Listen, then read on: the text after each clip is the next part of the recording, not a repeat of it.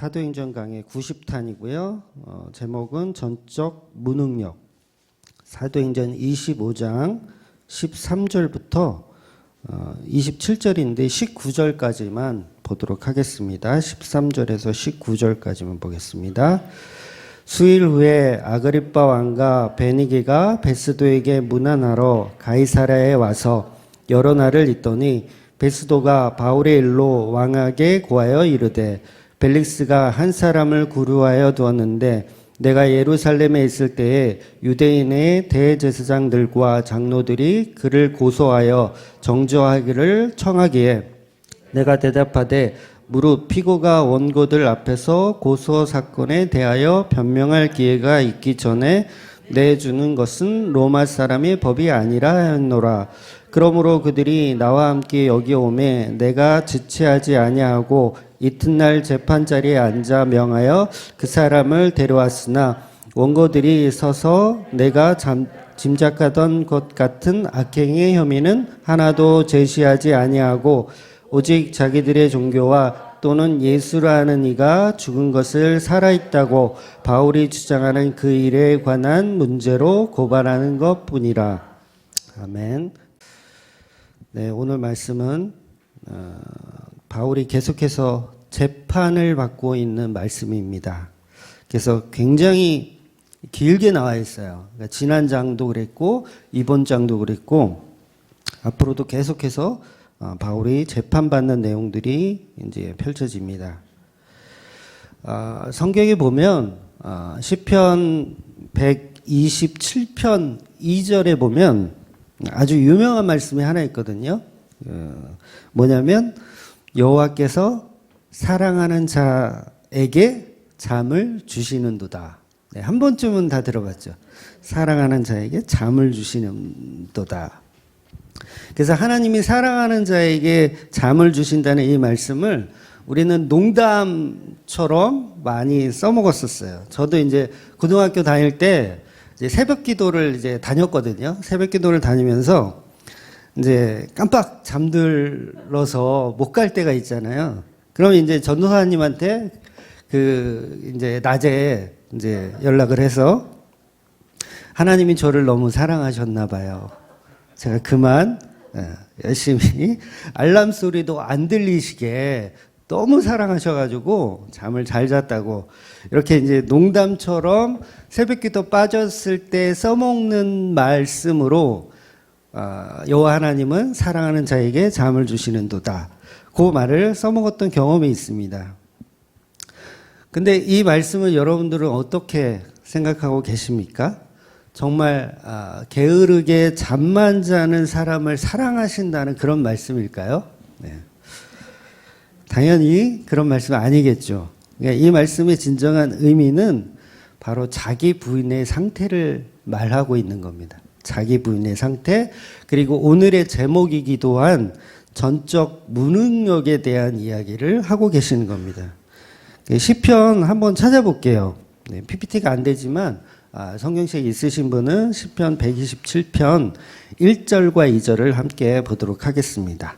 여호와께서 집을 세우지 아니하시면 세우는 자의 수고가 헛되며 여호와께서 성을 지키지 아니하시면 파수꾼이 깨어 있음이 헛되도다. 너희가 일찍이 일어나고 늦게 누우며 수고의 떡을 먹음이 헛되도다. 그러므로 여호와께서 그의 사랑하는 자에게 잠을 주시는도다. 그러니까 1절에서 말하고 있는 의미는 내 능력으로 일찍 일어나고 늦게 누우며 수고의 떡을 먹음이 헛되다고 말씀하고 있어요. 그러니까 인간이 열심히 노력해서 막 떡을 많이 만들고 그런 것들이 헛되다고 말씀하고 있는 거예요. 그러니까 하나님을 의지하지 않고 자기 힘으로 사는 사람들을 말하는 것이죠.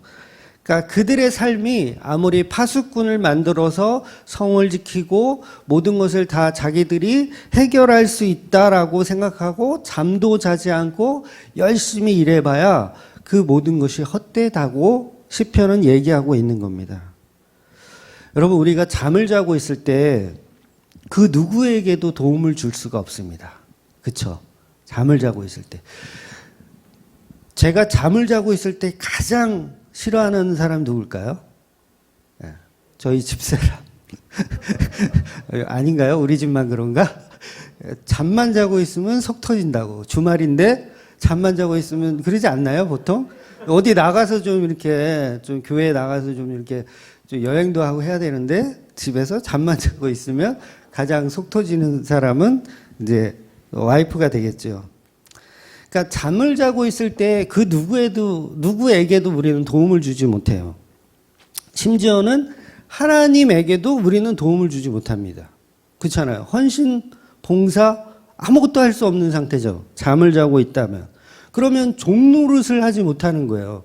하나님이 나의 주인이고 내가 종인데 종 노릇을 하지 못하는 상태가 잠자는 상태인데 그렇게 잠만 잤다가는 당장 주인에게 쫓겨날 텐데 그런데 하나님은 왜 이런 말씀을 하실까? 사랑하는 자에게 잠을 주시는도다. 그러니까 이 말씀은 어떤 다른 의미가 있는 역설이라는 거죠. 그래서 이 말씀을 우리가 생각할 때 우리는 다 인과 율로 생각합니다. 원인과 결과로 생각하죠. 인간이 수고하고 땀을 흘리면 그에 대한 보상을 갖게 된다라는 방식으로 보기 때문에 이 말씀이 어렵게 들리는 거예요. 그러니까 지난 몇 주간 말씀드렸던 내용의 본질이 바로 이거라는 거죠. 잠이나 자라는 거예요. 잠이나 자. 와씨, 이게 뭔 말이야. 대부분의 우리는 하나님 도대체 그게 무슨 말씀입니까? 라고 얘기할 거예요. 잠이나 자라니요. 자는 자가 사랑받는 자라니요. 전도를 해야죠. 하나님 무슨 소리예요? 전도를 해야죠. 봉사를 해야죠. 교회 가서 예배를 드려야죠. 부활의 십자가를 계속 알려야죠. 그분이 살아나셨다고 외쳐야죠. 온 나라를 계속 확장시켜 나가야죠. 그리스도의 계절을 만들어 가야죠. 왜 잠을 자고 있으라고 하십니까? 우리는 이렇게 하나님께 대물을 거라는 거죠. 납득할 수 없어요. 왜? 우리는 인과율에 사로잡혀 살기 때문에 그래요. 어떤 초등학교 선생님이 보통 3학년 때쯤 아마 배운 텐데 수업 시간에 이제 포유류에 대한 설명을 하는 거예요. 포유류. 그걸 공부하는 겁니다. 어린아이들이. 근데 2학년 때도 이 포유류에 대해서 배웠어요. 그러니까 포유류는 젖을 먹으며 새끼를 키우는 동물이라고 배웠어요. 2학년 때는. 그래서 그거를 진리라고 딱 믿고 있었어. 그래서 사자나 고양이나 어떤 호랑이 같은 짐승들이 포유류라고 알고 있어요. 그리고 날아다니는 짐승들은 이제 알을 낳죠. 새들은 보통 알을 낳기 때문에 얘네들은 포유류가 아니고 조류라고 배웠어요. 바다의 물고기는 비닐이 있고요. 그 비닐로 헤엄을 치고 다녀요. 그리고 알을 낳죠. 당연히 이건 포유류가 아니고 어류라고 배웠어요. 근데 느닷없이 3학년으로 바뀌고 나더니 3학년 선생님은 포유류를 주제로 놓고 설명을 하는데 갑자기 물에 사는 고래가 포유류라고 가르치는 거예요. 3학년 선생님은. 2학년 때는 그런 얘기를 들어본 적이 없는데. 그러니까 어때요? 놀라지 않을 수밖에 없죠. 아닌데? 분명히 물고기는, 바다에 사는 물고기는 포유류가 아니고 어류라고 배웠는데 저 선생은 도대체 무슨 얘기를 하고 있는 거지? 그런데 이 선생님의 말을 들어보니 고래는 아가미로 숨을 쉬는 게 아니라 허파로 숨을 쉰단다. 그리고 고래는 알을 낳는 게 아니라 새끼를 낳고 젖을 먹인단다. 라는 얘기들을 3학년 아이들이 이제 듣기 시작하는 거예요. 처음에는 멘붕이었지만 듣다 보니 내가 갖고 있었던 선입견이 무너지기 시작하더라는 거죠. 마치 이런 겁니다. 여러분 수박이나 참외가 과일이 아니라고 하는 거예요.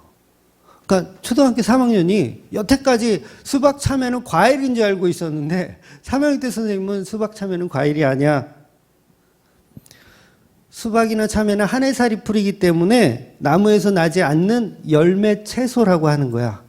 결론적으로 과일이 아니고 채소야 라고 하니까 아이들이 또 멘붕이 오는 거죠. 줄기에서 나는 건 줄기 채소고 뿌리에서 나는 거는 뭐 고구마나 감자 같은 채소고, 아무튼 수박, 참외는 과일이 아니라는 거예요. 즉 무슨 말이냐면 하나님의 말씀을 접할 때 우리는 이미 배운 것에 대한 집착을 하고 싶은 경향이 있더라는 거죠. 사랑하는 자에게 잠을 주신다는 말씀이 우리 2학년, 초등학교 2학년 수준에서는 절대로 이해할 수 없는 말씀이 돼버리는 거죠. 잠이나 자라고? 아니, 목사님 잠이나 자라고요? 우리 인간의 지식으로는 이해하기가 어려운 겁니다. 그래서 구원의 확신을 따놓은 당상처럼 합격증으로 생각하지 말라는 말이 그래서 어려운 거고, 천국이나 부활을 나를 위한 조건으로 부각하여서 신앙하지 말라는 말이 어려운 겁니다. 마치 고래는 어류가 아니고 포유류라는 사실을 받아들이기가 힘든 것이죠. 여전히 수박은 씨앗이 있기 때문에 과일이라고 주장하고 싶은 거예요. 물론 그런 또 말도 일리가 있죠. 틀린 말은 아니죠. 그래서 물속에 사니까 무조건 어류라고 생각하는 것도 정답은 아니라는 겁니다. 그러니까 잠이나 자고 있는 상태가 하나님께 사랑받고 있는 상태라는 역설을 우리가 이해하기 힘든 것이죠. 결국 인간들이 꺼내놓은 자신의 우수함을 뽐내는 그 방법들이 결국은 가인의 죄물들이라는 겁니다. 그런 일을, 가인들이 해놓는 그런 일을 하지 말라는 것이죠. 즉, 가인이 무엇을 해서가 문제가 아니라 무엇을 한 거에 대한 가치를 자기가 챙겨가서는 안 된다는 거예요. 여러분, 성을 쌓는 자체가 잘못된 건가요? 성을 쌓는 자체는 잘못된 게 아니에요. 그 성을 쌓아서 그것을 내 가치로 만들기 때문에 가인은 틀린 거라고 얘기하는 겁니다. 저와 여러분이 봉사를 하는 자체가 나쁜 게 아니에요. 봉사를 좀 하세요. 네? 봉사를 좀 하세요. 그런데 우리 인간은 꼭 봉사를 해놓고 그 봉사로 자기의 가치를 챙겨가니까 그게 문제라는 거예요. 즉, 내가 열심히 했으니, 내가 예배했으니, 제사 드렸으니 그에 대한 대가를 하나님께 요구하는 것, 이게 하나님의 방식이 아니라 세상적인 방식이라는 겁니다. 성도들은 이런 세상 방식으로 사는 것이 아니라 은혜로 살아가는 방식, 그것을 설명해 주고 있는 내용입니다. 그러니까 전적 무능력 상태로 집어넣는 성도가 바로 사랑받고 있는 것이고, 그것이 잠을 자는 상태라고 시편이 표현하고 있는 겁니다. 시편 127편은요, 누가 쓴 시냐면 솔로몬이 쓴 시입니다. 솔로몬. 그러니까 하나님께 성전을 만들어 드린 그런 사람이죠. 어떻게 보면. 근데 그런 솔로몬이 하나님께 잠자고 있는 상태를 표현하고 있다는 거죠. 잠자고 있는 상태. 솔로몬이 어떻게 이런 시를 쓸 수가 있죠? 열심히 일하라. 빨리 성전을 건축하라. 성전을 건축해서 더 멋지게 하나님께 영광을 돌려라. 어딜 잠을 자고 있냐? 깨워라. 이런 식으로 해야 되지 맞지 않나요? 저만의 생각인가요? 그게 맞는데 솔로몬은 잠을 자라는 거예요. 잠을 자라는 상태가 가장 사랑받고 있는 상태라는 거예요.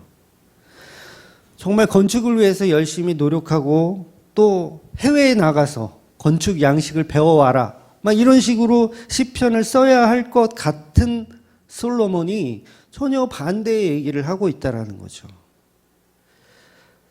오히려 무능력의 상태로 들어가는 것이 하나님께 사랑받는다는 역설을 보여주고 있다는 거죠. 그러니까 이 말씀은 새벽기도 빠졌을 때 써먹는 이야기가 아니고, 주일날 교회 안 나오고 잠을 잤다고 했을 때 그것을 변명하는 이야기로 사용되는 것이 아닙니다. 우리는 하나님이 세우시는 성전, 예수님이 다 이루심의 그 역사에 우리는 그저 무능력한 존재일 뿐이라는 걸 이야기하는 거예요. 조금도 도움이 되지 않아요. 예수님의 십자가에 저와 여러분은 도움도 조금도 도움이 되지 않습니다. 우리는 예수님이 천국에 넣어주면 가면 되고요. 에? 쉽죠? 천국에 넣어주시면 가면 되고, 안 넣어주시더라도 할 말이 없는 무능력한 존재라는 겁니다. 그냥 우리는 잠이나 자는 존재. 그래서 그 잠자는 상태에서는 어떤 상급도 기대할 수가 없는 거죠. 진짜 성도는 하나님한테 그래서 무엇을 요구할 수 없는 겁니다. 왜냐하면 나는 잠자고 있는 상태니까 요구할 수가 없는 거죠. 이 땅의 가치에서는 가장 소중한 것이 뭐예요? 이 땅의 가치에서 가장 소중한 것이 생명입니다. 우리가 코로나 때문에 왜 이렇게 막 수조 원의 희생을 하면서까지 이렇게 사회적 거리두기를 하는 이유가 뭐예요? 생명 때문이에요. 한 사람이라도 살리기 위해서 이렇게 우리가 막 코로나 블루, 코로나 이제 블랙 막 이런 것까지 경험하면서 이걸 지켜내려고 하는 이유가 바로 생명 때문입니다. 생명이란 가치는 우리 인간들에게는 가장 소중한 거예요. 그런데 이걸 한꺼풀 뒤에 가서 보면 생명이라는 가치는 우리에게만 가치가 있지 하나님 입장에서는 생명은 아무것도 아닌 거예요. 여러분, 생명은 이건 없어지지 않습니다. 죽으면 부활을 하는데 악인이든 선인이든 다 부활해요. 그러니까 생명이 없어지는 거는 우리 인간들의 생각인 거고 생명 자체는 그냥 유지되는 거예요. 유지되는 거. 그러니까 우리는 거기에 가치를 부여하죠. 생명이 죽으면 큰일 난다 이렇게 생각하는데 하나님 입장에서 생명은 사라지는 게 아닌데 뭘 거기에 가치를 둬? 라고 하시겠죠. 그러니까 생명 자체는 천국과 지옥에서는 그냥 흔해 빠진 거예요. 한마디로 흔해 빠진 거. 가치를 둘 필요가 없는 거. 이 세상 공기와 같은 거죠. 사라지지 않는 거. 근데 천국에 갔어요, 우리가. 천국에 갔는데 하나님께 제 생명을 바치겠습니다. 이게 논리적으로 맞아요? 골 때린 거예요.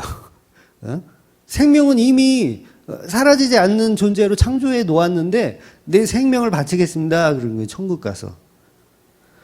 그러니까 그게 뭐예요? 얼마나 가치 없는 거를 가치 있다라고 여기고 있는 거예요, 우리가.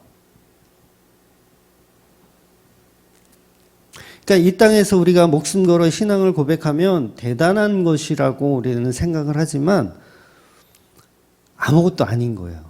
아무것도 아닌 거. 그렇다면 결국 성도가 겨우 목숨의 가치를 가지고 하나님께 잘난 척할 수가 있을까요? 없는 거예요. 사도 바울이나 베드로가 순교를 했잖아요. 순교할 때 근데 그들의 고백이 겨우 자기 목숨을 바치는 거에 대한 어떤 신앙 고백으로 우리가 생각하시면 큰 오해를 하시는 거예요. 사도 바울이나 베드로는 그 수준을 넘어선 겁니다. 그 수준을 뛰어넘는 거예요. 겨우 내 목숨 이거 이렇게 들여가지고 하나님께 뭘 좀 해보려는 그런 수작을 부리는 게 아니라는 거죠. 그러니까 내가 잠시 이 죽음을 견디자. 순교할 때 그러잖아요. 잠시 내가 견디자. 조금 있으면 내가 이제 예수님 만나니까, 천국 가니까 이 생명 다하여 예수님께 바치지 뭐. 이렇게 순교하는 거. 근데 이 자체가요, 굉장히 영지주의적인 생각이에요. 이슬람 폭탄 테러 하는 친구들이 그 생각을 가지고 순교하는 거거든요. 자기 나름대로. 요 상황만 내가 무역센터에 가가지고 비행기를 그냥 한번 때려박고 죽으면 천국 가니까 그 생각 가지고 신앙하는 거예요. 과연 베드로의 순교와 바울의 순교도 동일한 이제 내가 곧 죽으면 예수님 만나니까 요거 잠깐 내 생명 드리지 뭐 라는 수준의 고백일 거냐는 거죠. 그 수준이 아닙니다.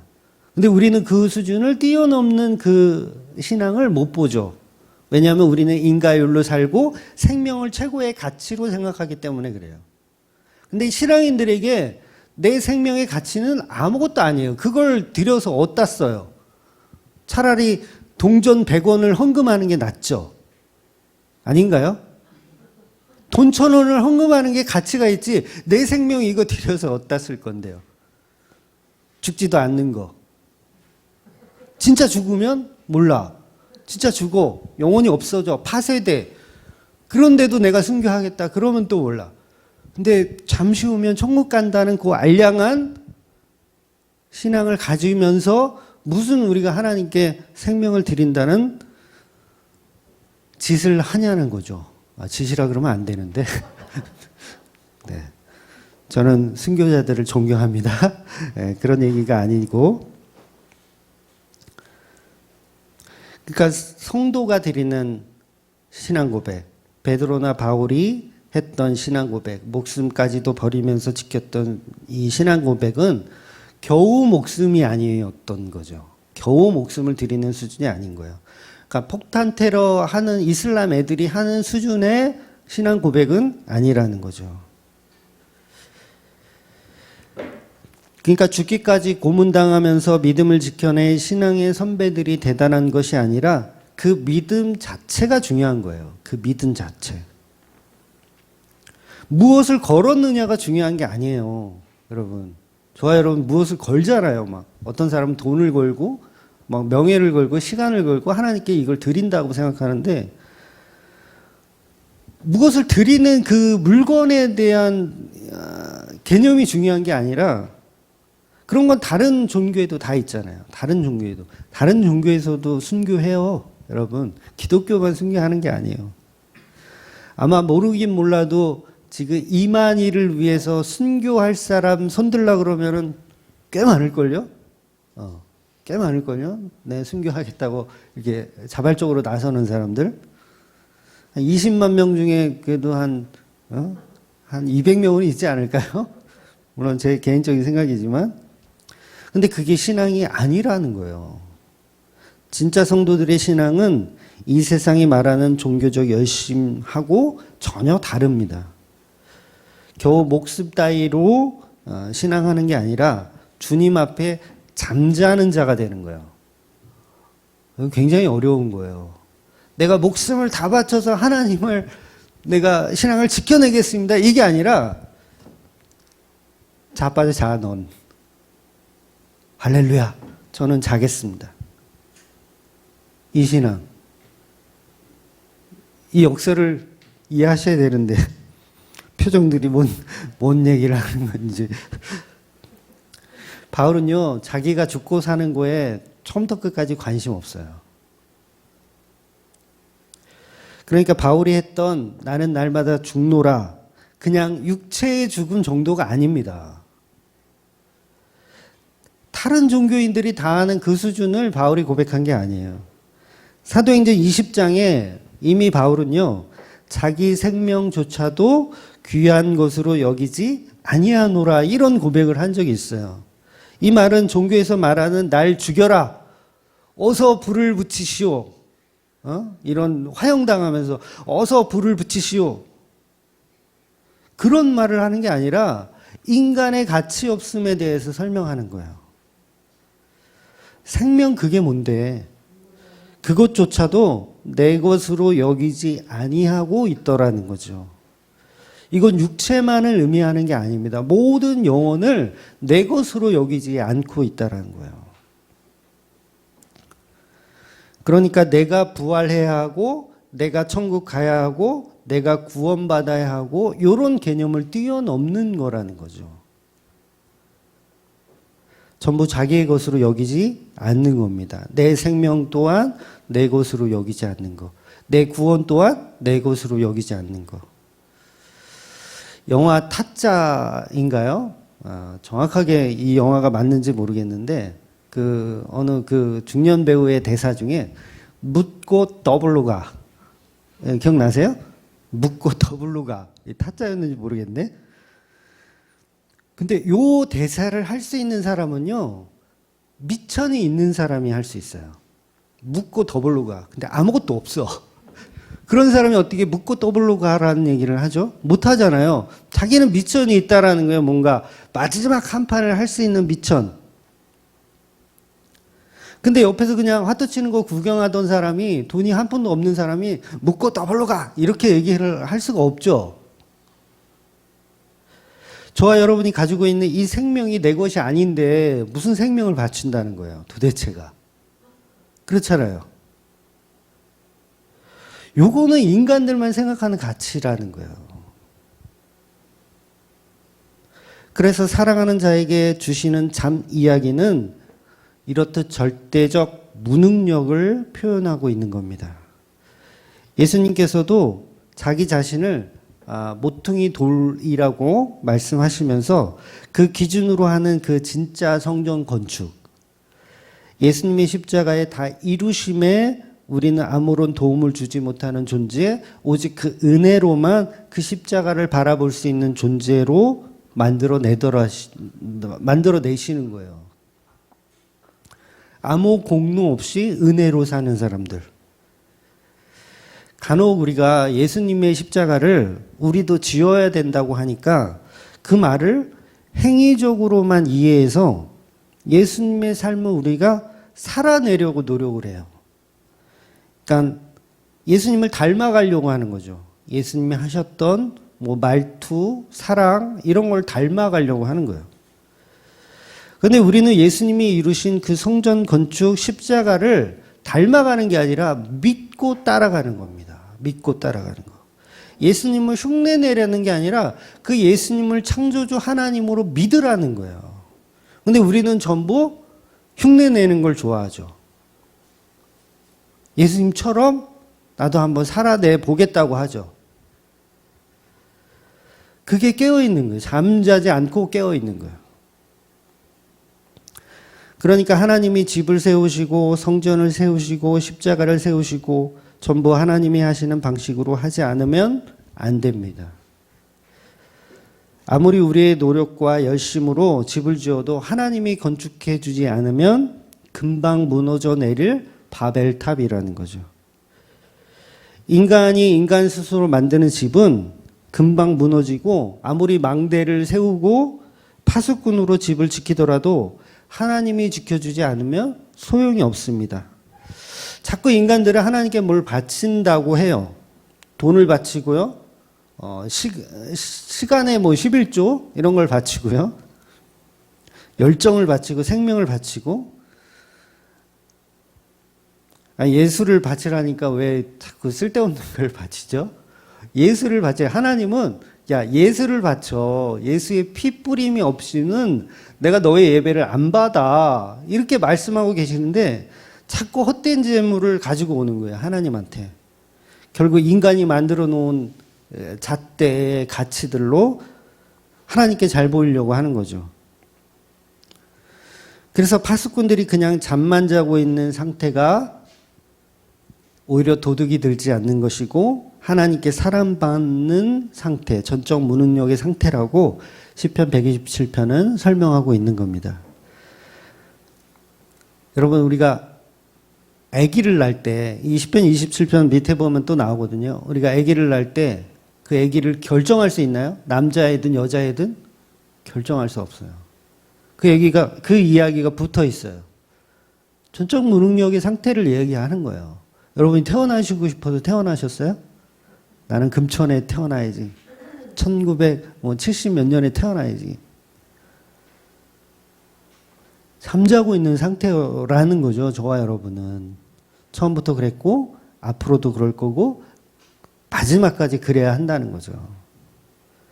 그러니까 나의 노력과 나의 의지를 믿고 사는 사람들은 하나님의 사랑을 받지 못하는 것이고 비록 아무것도 할 수 없는 무능력한 상태에서도 하나님이 함께 일하시면 그것을 믿는다면 그 삶이 바로 복된 삶이고 사랑받는 삶이라는 거예요. 하나님이 사랑하는 자의 상태가 바로 전적 무능력의 상태라는 겁니다. 저와 여러분이 살아가는 이 세상에서 누구보다 무능력함을 느낄 때, 그럴 때가 있죠. 그때가 사랑받고 있는 거예요. 이게 성경이 말하는 역설입니다. 우리가 이 세상에서 철저히 무능력을 경험해야 그래야 하나님의 전지전능을 느껴요. 그래야 하나님을 의지하는 자로 사는 겁니다. 자식이 죽어가는데 아무것도 할 수 없음을 느껴본 적 있으세요? 저는 그런 경험이 있는데 좀 말씀드리기 좀 그렇고, 어떤 분들은 몹쓸 병에 걸려서 의사도 힘들다는 얘기를 해요. 좀 힘들겠습니다. 이런 이야기를 들어보셨어요? 좀 극단적인 표현이긴 하지만 그런 경험이 있으신 분들이 하나님이 사랑하고 있는 겁니다. 다시 말해서 하나님이 사랑하는 사람에게 전적 무능력의 자리로 밀어 넣으시더라는 거예요. 그것이 바로 잠자는 상태이고, 그 상태를 경험하는 자들이 바로 성도입니다. 그래서 오히려 전적 무능력의 상태로 들어가는 것이 진정한 복이라고 성경은 이야기하고 있는 거예요. 물론 그런 경험이 없다고 해서 나는 하나님이 안 사랑하시나? 이렇게 생각할 필요는 없으세요. 왜냐하면 인생은 아직 끝난 게 아닙니다. 전적 무능력의 상태로 반드시 누구나 한 번 이상은 다 들어가게 돼 있어요. 왜냐하면 우리는 지금 건강하지만 언젠가는 흙으로 돌아갈 때가 옵니다. 분명히 여러분은 여러분 손으로 밥숟가락 떠먹지도 못하는 때가 와요. 누구나 다 옵니다. 아무리 지금 건강하고 막 이래도 반드시 한 번은 그걸 경험하게끔 하나님이 그렇게 만들어 가세요. 그러니까 목사님, 저는 망한 적도 없고요. 아픈 적도 없고요. 저는 하나님이 사랑 안 하시는 건가요? 라고 따질 필요가 없어요. 곧 옵니다. 곧 옵니다. 걱정하지 마세요. 반드시 인간은 한 번쯤은 죽음 앞에 경험하게 돼 있어요. 악담을 하는 게 아니라 인간은 다 죽음을 직면하면서 하나님을 의지할 수밖에 없는 존재로 창조된 겁니다. 그래서 누구에게는 조금 그게 일찍 올 뿐이고, 어떤 사람은 그게 늦게 올 뿐이에요. 그 차이가 있는 거예요. 그런데 믿는 사람들은 이런 전적 무능력의 상태에서 은혜로 견디고 은혜로 생각하지만, 믿지 않는 사람들은 그걸 저주라고 생각하는 거죠. 저주. 그래서 이를 갈며 지옥으로 끌려가는 거죠. 이를 갈며. 오늘 본문에서 바울은요, 등장조차 하지 않아요. 등장조차 하지 않아요. 그리고 복음과 전혀 상관없는 사람들이 아그리빠 왕, 그다음에 버니게라는 여자와 베스도 총독이 바울을 어떻게 재판할지를 서로 의논하고 서로 상의하고 묻고 답하고 자기들끼리 이렇게 북치고 장구치고 합니다. 바울은 뭘 하고 있어요?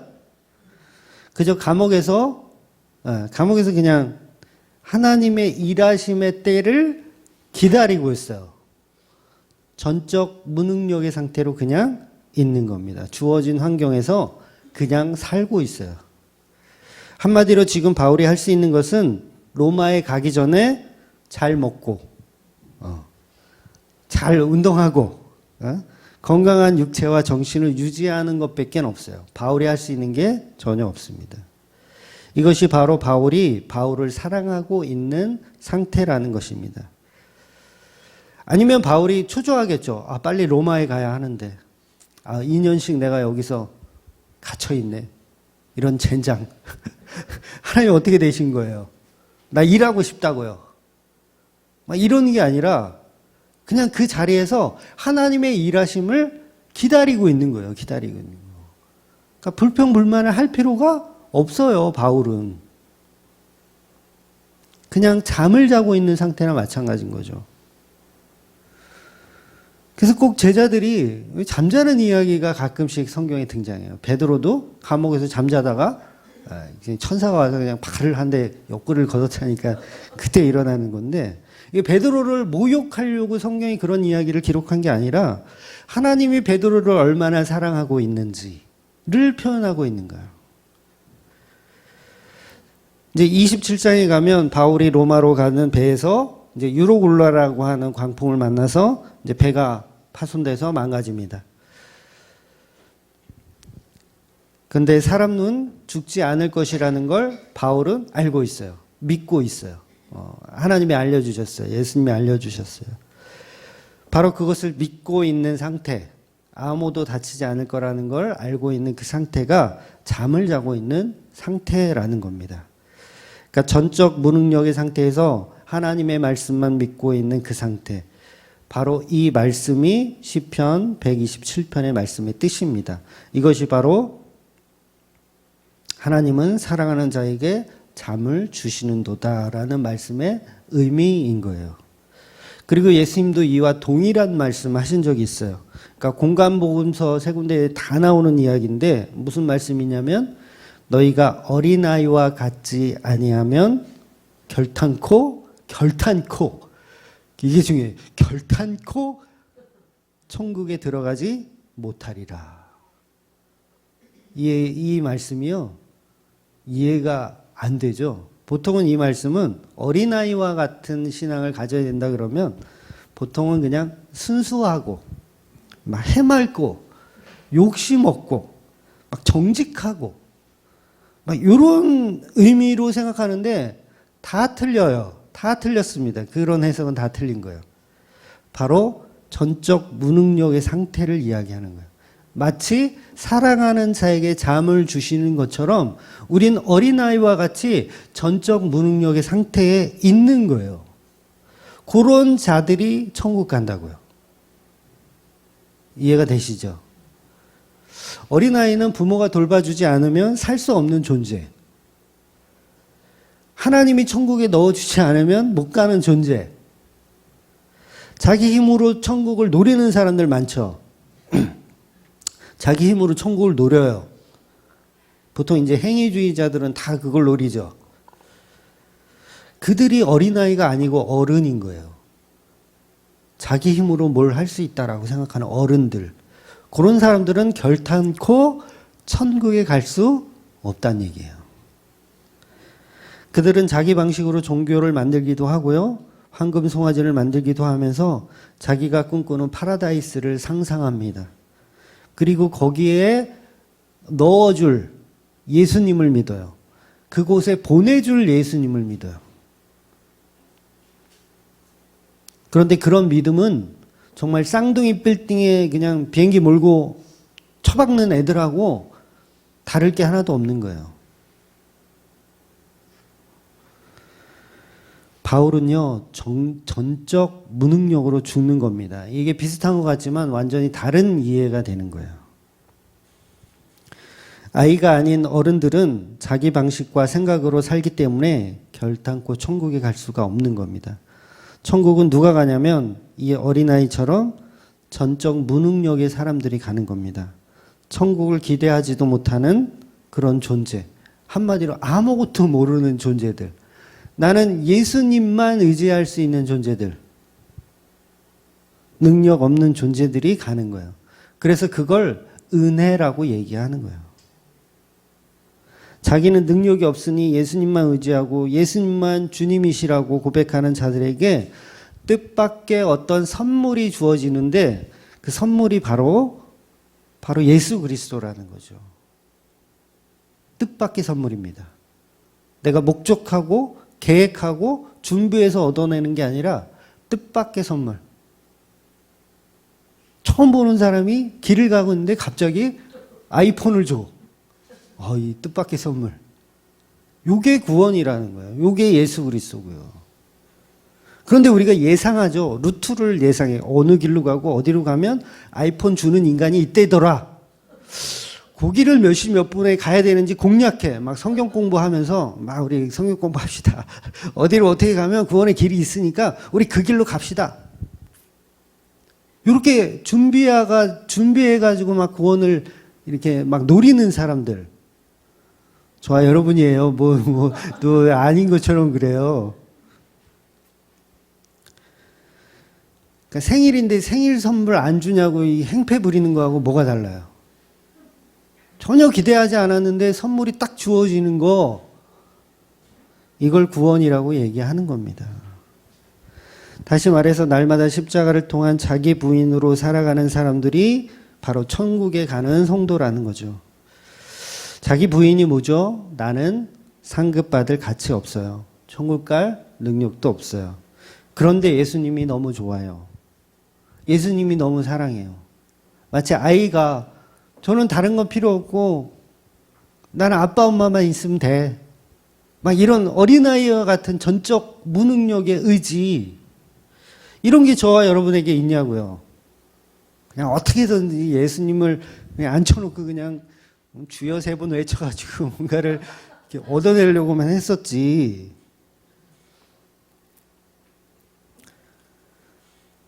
전부 우리가 우리의 능력을 발휘하여 천국을 쟁취하자.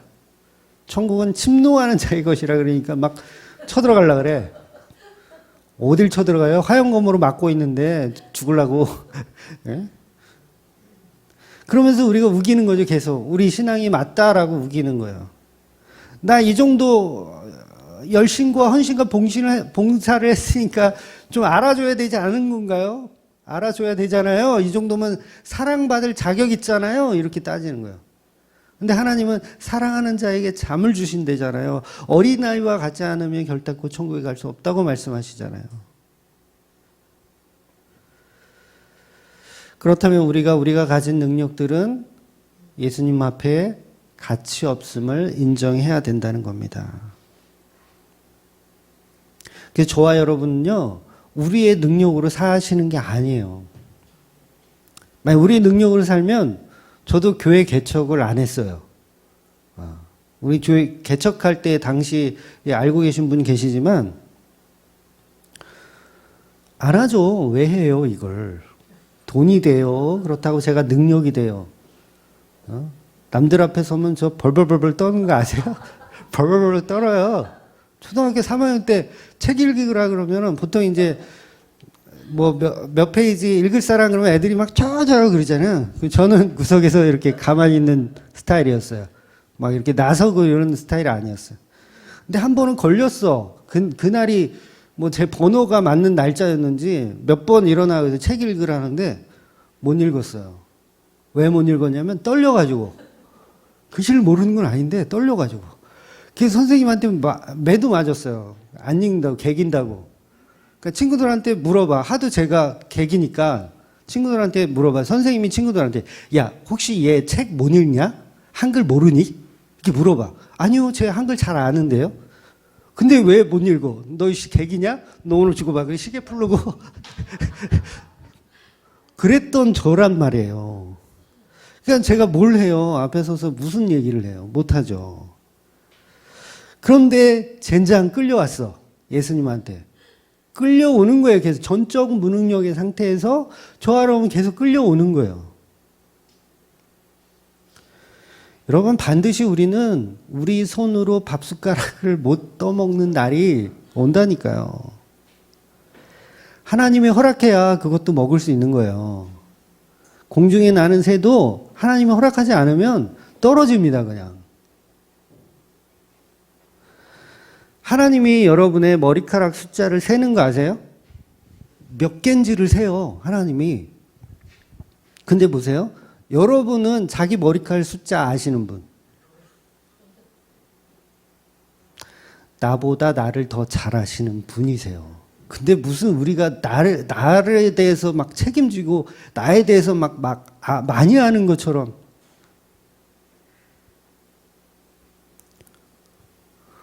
얼마나 웃겨요. 내 머리카락인데 몇 개인지를 내가 몰라. 골 때린 창조예요, 이건. 창조 자체가 되게 희한하게 창조해 놓으셨어. 내 머리카락인지 몇 개인지를 내가 모르게 창조해 놓으셨어요. 뭐예요? 자기 가치 없음을 계속 창조 속에도 심어 놓으신 거예요. 근데 머리카락 몇 개인지도 모르는 것들이 막 잘났다고 하나님 앞에 저는 많이 알아요. 막 이러고 있잖아요. 제 이제 절친 중에 전에도 한번 말씀드린 것 같은데 완전 불알 친구, 절친 중에 39살에 파킨슨병으로 죽은 친구가 있어요. 39살 때. 그러니까 얼마 전까지만 해도, 죽기 전까지만 해도 계속 문병을 갔었거든요. 근데 죽기 전에 밥숟가락을 자기 입에다 집어넣지를 못해요. 39살밖에 안 됐는데. 그냥 저와 여러분은 자기 무능력을 인정하셔야 되는 거예요. 이게 다 하나님의 은혜라는 걸 우리는 계속 놓치고 있죠. 가인들처럼 그냥 자기 능력을 뽐내기에 바빠요. 성을 쌓고 무기를 만들고 자기들은 즐겁다고 거기서 악기를 만들고 서로 기뻐하며 뛰며 춤추며 우리는 이만하면 됐다고 하나님 없이도 잘 살 수 있다라고 생각하는 거죠. 결국 다 망합니다. 결국 다 망합니다. 성도는 이 모든 것을 하나님의 능력으로 하나님의 은혜로 사는 사람들입니다. 그렇기 때문에 성도는 날마다 자기 부인이 일어나고 예수님만 믿고 살 수밖에 없는 존재로 만들어지는 거예요. 바울은요, 신학적으로 굉장히 위대한 사람이에요. 신학적으로. 우리가 기독교를 떠나서 기독교 밖에서 보는 시각으로 보더라도 이 바울은 종교나 철학에서도 굉장한 위대한 인물로 생각을 합니다. 그래서 심지어는 기독교의 창시자가 예수가 아니고 사도 바울이다라고 주장하는 사람도 있어요. 그 말이 틀린 말이 아니에요. 사실은 맞아요. 그러니까 이 기독교 밖에서 보면 사도 바울이 창시한 거나 마찬가지입니다. 기독교에서 바울을 빼놓고 말할 수가 없죠. 기독교는 바울을 빼놓고서 말할 수가 없어요. 그런데 그런 바울이 고린도 전후서에서 뭐라고 하냐면 나는 만삭되지도 못한 인간이라고 얘기해요. 그 대단한 바울도 날마다 전적 무능력을 계속 고백하더라는 거예요. 그런데 어떻게 우리가 예수 없는 세상을 꿈꾸며 우리 자신이 하나님이 되어서 우리 잘난 맛에 살아갈 수 있습니까? 그럴 수가 없는 거죠. 고린도전서 15장 10절 한번 볼게요. 시작. 그러나 내가 나 된 것은 하나님의 은혜로 된 것이니 내게 주신 그 은혜가 헛되지 아니하여 내가 모든 사도보다 더 많이 수고하였으나 내가 한 것이 아니요 오직 나와 함께 하신 하나님의 은혜로다. 와, 얼마나 일을 많이 했으면 사도보다 더 많이 수고하였으나 라는 말을 자기가 할 수가 있어요. 네. 정말 수고를 많이 했다는 얘기예요, 사도 바울은. 그런데 그 모든 수고를 지금 자기의 능력으로 가치로 여기지 않고 모든 것은 다 하나님의 은혜였다라고 고백하잖아요. 자기 무능력, 자기 부인을 계속 사도 바울은 하더라는 거예요. 그 위대한 사도 바울이. 사도 바울의 산. 보통 그렇게 얘기하거든요. 사도 바울은 산이다. 고린도전서뿐만 아니라 오늘 본문의 바울도 완전한 무능력 자리에 있는 거예요, 그냥. 곧 로마로 가게 될 것처럼 예수님이 말씀하셨잖아요. 곧 로마에 가게 될 것처럼 말씀하셨어요. 밤중에 찾아오셔가지고. 왜 그랬는지 몰라. 근데 2년 동안 아무런 응답이 또 없어. 그럼 내 힘으로 가야 되나? 내가 좀 어떻게 좀 노력을 해볼까? 탈옥을 한번 해볼까? 그런데도 희망이 보이지 않지만 사도 바울은 좌절하고 있을까요? 아니에요. 여전히 하나님의 뜻을 기다리며 자기 자신을 준비하고 있는 거예요.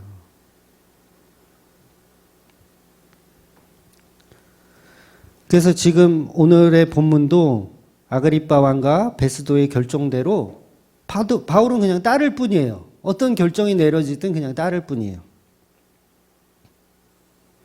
그러니까 바울이 예수님 저 로마로 가야 된다니까요. 로마로 가라고 했잖아요. 가야 된다니까요. 지금 뭐 하고 있어요? 빨리빨리 해결을 안 해주시고. 근데 예수님은 야 조용히 해. 좀 더 자고 있어. 더 자고 있어. 이렇게 얘기하는 거예요. 우리가 흔히 하나님 돈 좀 많이 벌게 해주세요. 솔직하게 제가 이 돈 많이 벌면 선교하는 데 쓸게요. 교회 세우는 데 쓸게요. 이런 생각들을 엄청 많이 했었죠. 아닌가요? 저만 그랬나요? 저는 고등학교 3학년 때 10억 달라고 기도했던 사람이에요. 오살리 기도원에서 금식하면서 하나님 10억만 주십시오. 내가 교회 하나 세워가지고 진짜 듣도 보도 못한 기독교의 그 종교개혁을 일으키면서 하여튼 뭔가 해내겠습니다. 10억만, 더도 말고 덜도 말고 10억만.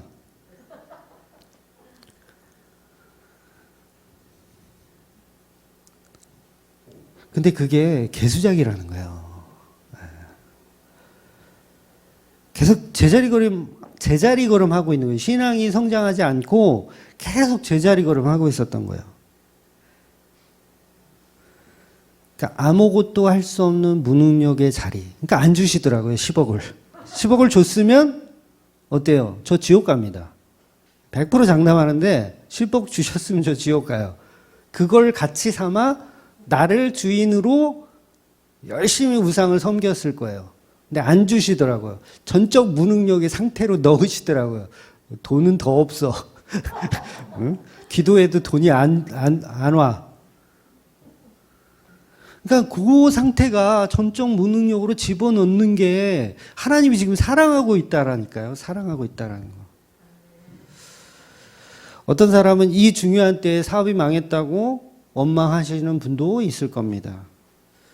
어떤 사람은 정말 큰 병에 걸려서 정말 힘들어하고 계신 분도 있을 거예요.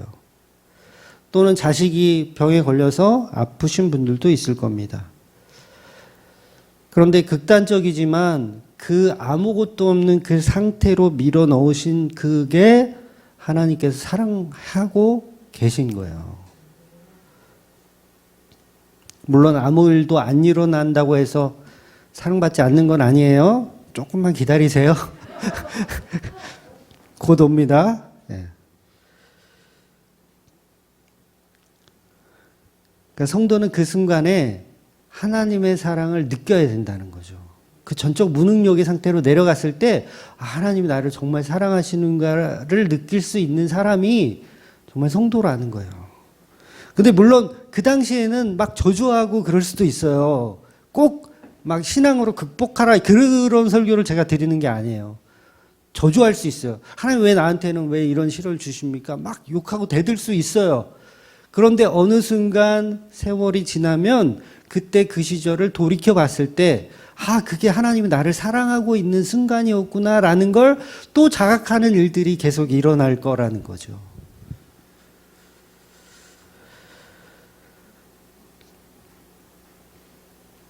그래서 우리는 불신자와 성도는 다른 겁니다. 그래서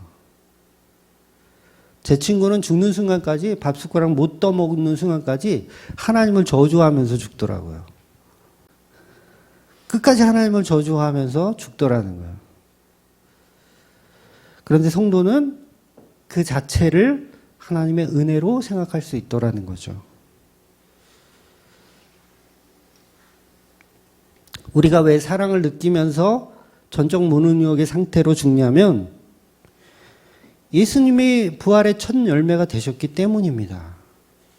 그 십자가의 은혜 받은 성도는 더 이상 죽음 이상의 것을 바라보는 사람이기 때문에 그래요. 제가 서론에서 말씀드렸죠. 죽음은 아무것도 아니에요. 죽음은 인간들끼리만 가치가 있지 하나님이 보실 땐 그 가치는 아무것도 아닌 거예요. 그래서 설령 나의 생명이 보장되지 않을지라도 상관없는 거예요. 예수님을 사랑하는 자들에겐. 그러니까 성도는 내 힘을 의지하지 않고 예수님의 은혜만 간구하는 상태가 바로 사랑받는 자들이고 바로 잠을 자는 상태. 그 잠자는 상태에서 하나님을 원망하지도 않고 견디게 하시는 분이 바로 우리 주 예수 그리스도라는 겁니다.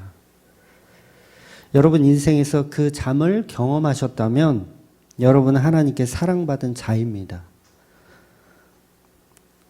물론 고난이 언제 올지도 모르고 또 지금 오신 분도 계시지만 사람마다 모양과 형태는 다 다르지만 반드시 경험하게 되어 있어요. 성도들에겐 반드시 전적 무능력의 상태를 경험하게끔 만들어 가십니다. 바로 그게 십자가이기 때문에 그래요. 전적 무능력의 상태가 곧 십자가이기 때문에 우리는 그 십자가를 경험하지 않고는 천국에 갈 수가 없는 겁니다. 바로 그 십자가의 자리가 하나님을 원망하기도 하는 자리예요. 어찌하여 나를 버리셨나이까? 라는 원망을 할 수도 있어요. 그 십자가에서. 그런데 결국 그 십자가를 통해서 우리에게 조명하시고 우리에게 말씀하시는 것은 전적 무능력의 상태에서 내가 너를 구원했다. 내가 너를 사랑했노라 라는 말씀을 우리에게 하시고 싶으신 거예요. 그래야 은혜가 되니까. 내가 모든 것이 충만하고 모든 것이 잘 될 때 하나님이 내가 너를 구원했다 그러면 우리가 감흥이 있을까요? 별로 감흥 없어요.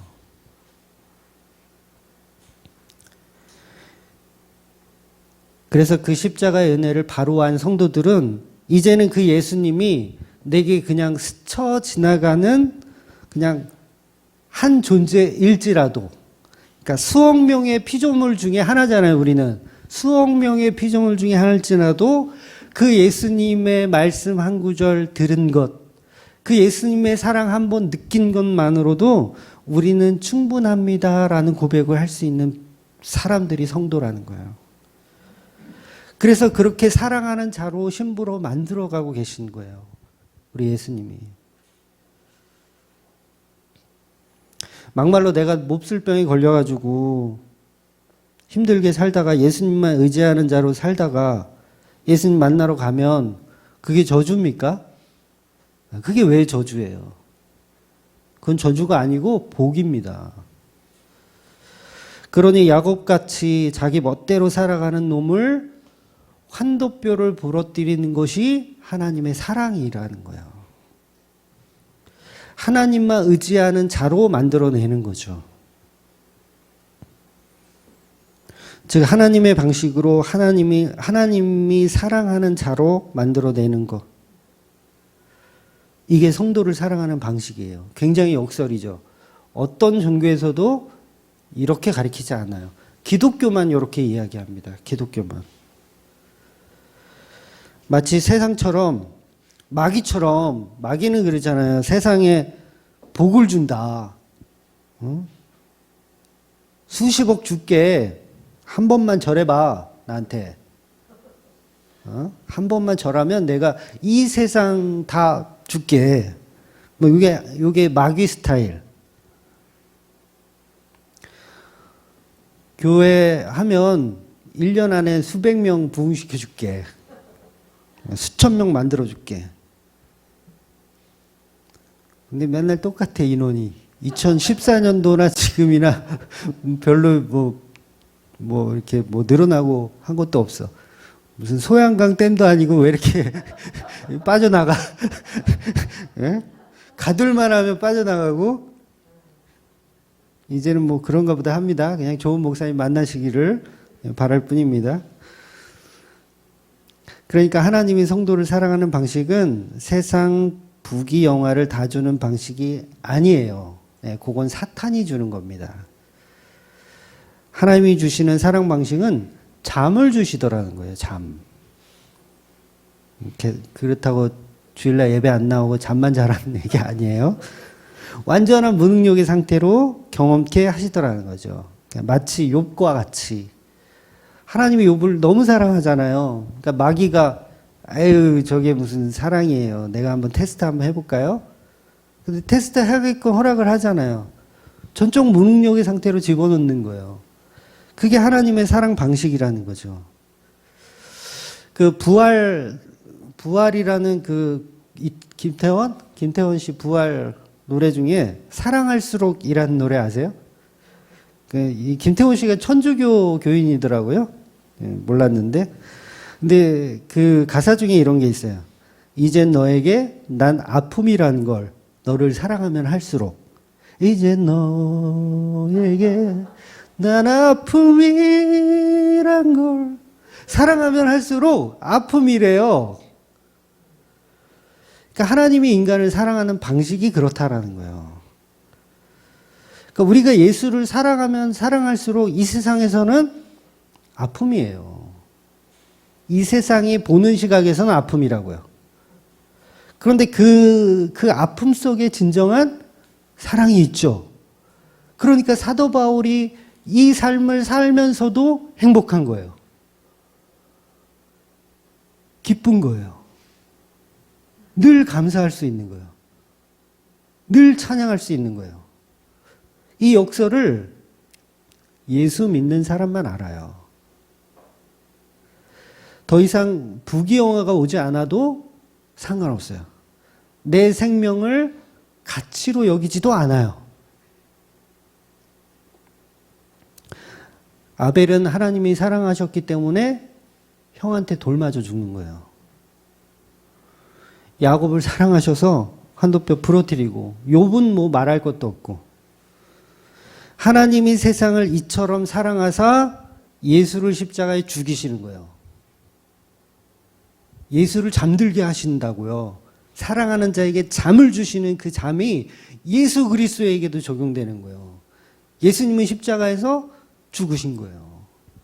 죽으신 거. 이게 하나님의 사랑 방법이에요. 성도는 아니라고 왜 발뺌을 하시려고 그래요? 하나님은 우리를 사랑하는 방식이 우리를 다 십자가에 매달게 하는 거예요. 그게 하나님의 사랑의 방식입니다. 이걸 도대체 어떤 종교에서 믿을 수 있어요? 여러분은 다 십자가에 죽어야 돼요. 그 죽는 자가 하나님께 사랑받는 자들이에요. 라는 설교에 이 메시지를 누가 알아듣냐고요? 못 알아듣죠. 어디 그런 개똥철학이 어딨냐고 대본에 이야기할 거예요. 그러나 성경이 처음부터 끝까지 그 얘기를 하고 있더라는 거죠. 하나님은 우리를 사랑하는 다른 방식을 우리에게 주신 적이 없어요. 하나님은 예수 말고, 예수님의 십자가 말고 사랑하는 방식을 다른 방식으로 주신 적이 없어요. 한 번도 없어요. 예수님의 십자가 사랑을 받는 저와 여러분은 그래서 아파야 정상입니다. 하나님이 인간에게 주시는 사랑은 십자가 사랑밖에 없는 거예요.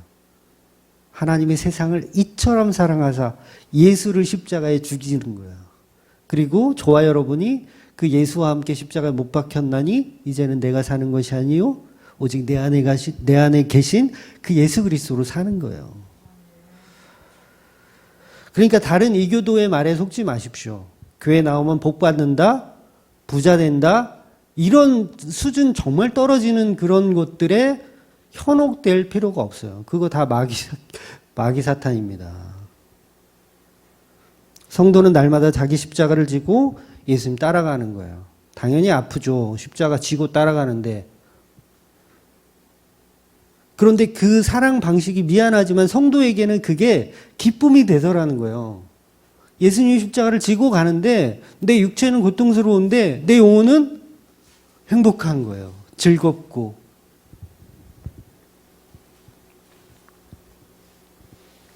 다른 방식은 십자가 말고 다른 방식은 다 속임수입니다. 그래서 저와 여러분은 전적 무능력을 다른 말로 하면 예수 그리스도의 십자가예요. 십자가를 지게 만드는 거예요. 전적 무능력 없이는 절대 믿음이 생기지 않습니다. 다 가짜 믿음이에요.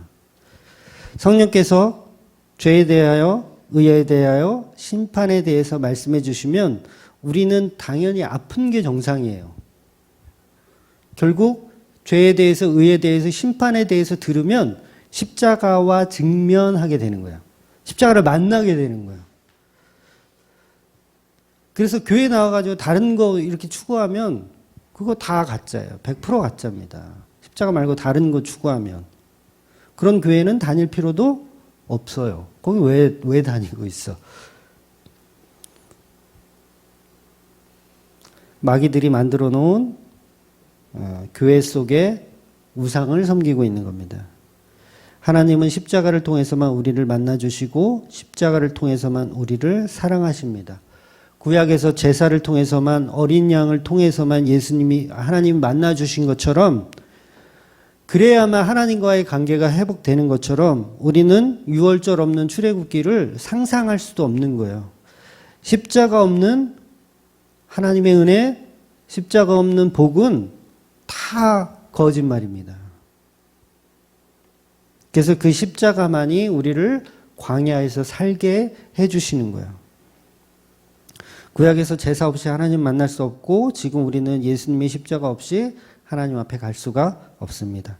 그러니까 저와 여러분은 오늘도 그 십자가를 배우고 그 십자가를 통한 전적 무능력을 묵상하면서 그 십자가를 통한 은혜만을 기억하시면 되는 거예요.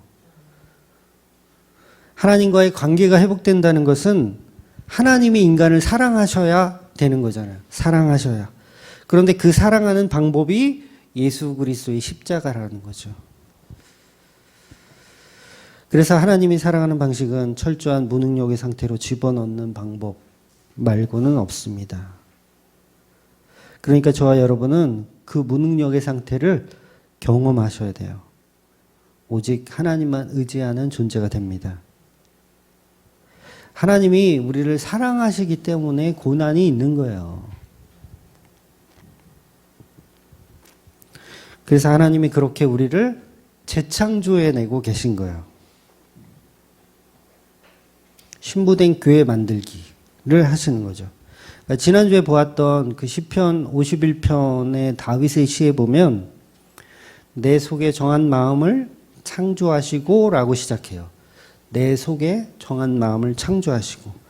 그러니까 이 다윗은 전적 무능력의 상태로 들어간 거거든요. 그래서 하나님을 사랑하게 되는 내용인 거예요. 이 시편 51편은.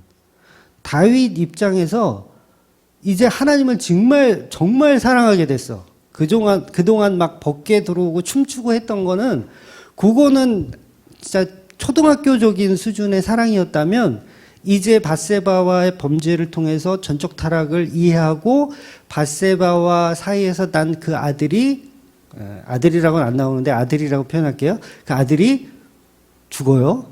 그러니까 식음을 전폐하고 기도했는데도 안 살려주세요. 죽어요. 그랬을 때 전적 무능력을 경험했죠.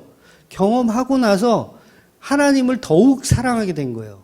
그랬더니 이 사랑하는 이 마음이 내게로부터 만들어진 게 아니라, 이 마음이 결국은 창조되었군요 라는 고백. 내 속에 정한 마음을 창조하시고 라고 고백하는 거예요. 저와 여러분이 믿음이 있어요. 하나님을 정말 사랑하게 되었어요. 근데 이게 내가 어떤 공부해서 믿음이 있어서 이렇게 막 여기까지 온 게 아니라 창조되고 있더라는 거죠. 내 속에 정한 이 마음이 결국은 하나님이 창조하신 거군요 라는 고백. 그래서 고난이 오고 환난이 왔는데 예전보다 하나님을 더 사랑하게 되었다면, 저와 여러분은 내 속에 정한 마음을 하나님이 창조하고 계신 겁니다. 그래서 다윗의 고백하기를 이 모든 과정을 통해서 생긴 하나님의 사랑, 이 마음을 시편에 그대로 표현하고 있는 겁니다.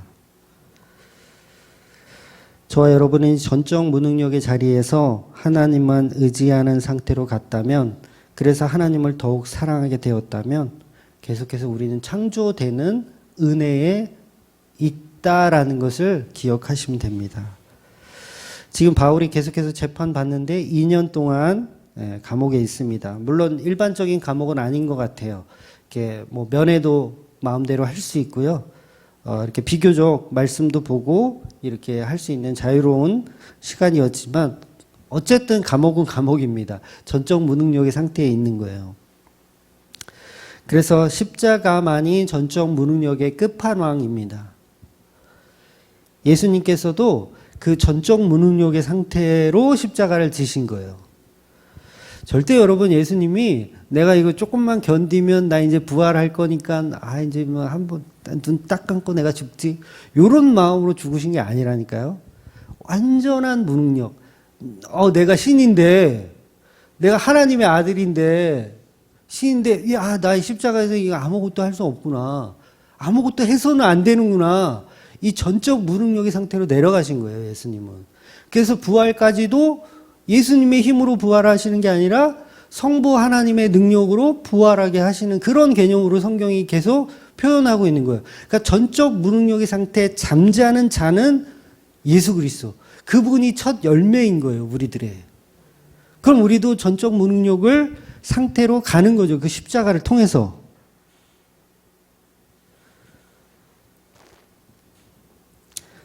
그래서 본문이 그 전적 무능력의 상태에 있는 바울을 조명하고 있는 겁니다. 예수님은 우리에게 좋은 것을 주시기 원합니다. 좋은 것을 주시기 원해요. 막 고난받아라, 막 병 걸려라, 막 이게 아니로 이건 하나의 그 과정인 거고 예수님은 정말 우리를 사랑하셔서 좋은 걸 주시길 원해요. 근데 그 좋은 게 뭐냐면 성령이라는 거죠. 성령. 그 성령이 우리 안에 오시면 의에 대해서, 죄에 대해서, 심판에 대해서 알게 되는 거. 그러니까 예수님께서 우리에게 원하시는 거는 우리에게 구하라, 두드리라, 찾으라고 원하시는 건 뭐냐면 바로 성령이라는 거죠. 그 성령이 오셔서 나의 전적 무능력을 자각하게 하시는 거. 그래서 오늘도 십자가 말고는 답이 없구나라는 그 신앙을 계속 고백하게 만들어 주시는 거예요. 그래서 성령 받은 사람들은 반드시 자기 부인이 일어나고 전적 무능력으로 살아갈 수밖에 없습니다. 그런데 희한하게 그 전적 무능력의 상태에서도 평안이 있어요. 놀라운 거예요, 이건. 그냥 이론적으로 해석해서 이해해서 될 수 있는 문제가 아니에요. 참 기쁨이 그 안에 있습니다. 진리가 나를 자유케 하더라는 거예요. 더 이상 내가 주인으로 살지 않는 그런 어떤 평안함이 생겨나더라는 거죠. 그래서 그 십자가의 은혜만을 기억하는 저와 여러분 되시기를 주의 이름으로 축원드리겠습니다. 기도하겠습니다.